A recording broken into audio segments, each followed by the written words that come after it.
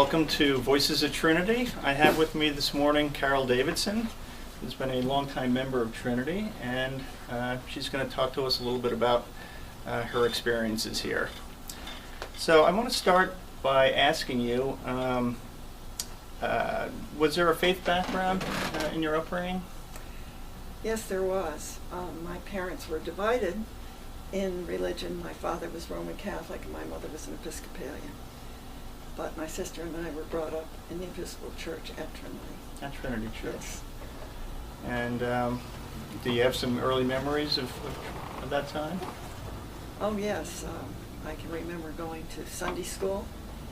My aunt, who lived with my parents, my mother's sister, was a Sunday school teacher, and she used to take me.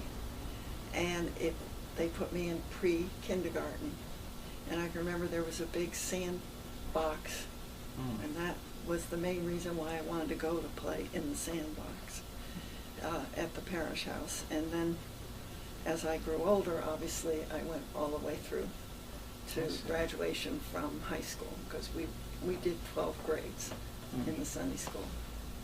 And then, so then more recently, you came back to Trinity, or was there ever a time when you weren't at Trinity Church? Yes, there was. I was baptized at age 6 months at Trinity and stayed here until my husband and I bought a house in Northford. And I was pregnant, and he decided that, and I agreed reluctantly, that we should change our church and go to the church in Northford, which was St. Andrew's Episcopal Church. And the main reason for that, and he was right, was this is where our children were going to grow up, and he wanted them to be with children in the neighborhood. And there was a good sized youth group there. So they grew up in Sunday school all through their years. Then St. Andrews went into a cluster situation, and it did not work out very well. And for a long time we went to various churches. Okay. And it wasn't until the year 2000, and I was widowed by then, that I decided I wanted to come back to Trinity. You did. Well, we're very happy that you did. And maybe you can tell us a little bit about, what you find special, or if there's a particular memory that you have about Trinity that you could share with folks. Well, I guess I was very active in the young people's group, and that's where I met my husband. We had a lot of friends. I can remember it was such an active group. A lot of my neighborhood kids, girls in particular, wanted to go, and so I brought about 5 families to Trinity through the children going, and they ended up meeting people in Trinity. The Collette family was one of them, and the Ludens was another one, and they continued and got married and so forth here at Trinity.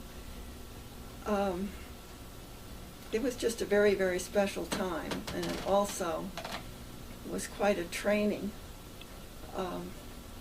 for having a spiritual life. And do you feel it's still that way today? Oh yes, oh absolutely. And I used to think it was the first girls' choir here at Trinity, but I found out later there was a choir, a girls' choir at the turn of the century, but it didn't last very long. But I was in the choir, and that was in the 40s. In fact, I can remember when they introduced the 1940 hymnal to this girls' choir. And the choir director at that time was G. Huntington Biles, who was a legend at Trinity. And he was no Walden, he was very strict. And he had been in England for his training, so he had that English accent to everything that he did. Which gave him a little more authority. Oh yes, oh yes. There were no wiggly boys in the choir stalls on Sunday, believe me. In fact, I have a feeling he rapped knuckles one. But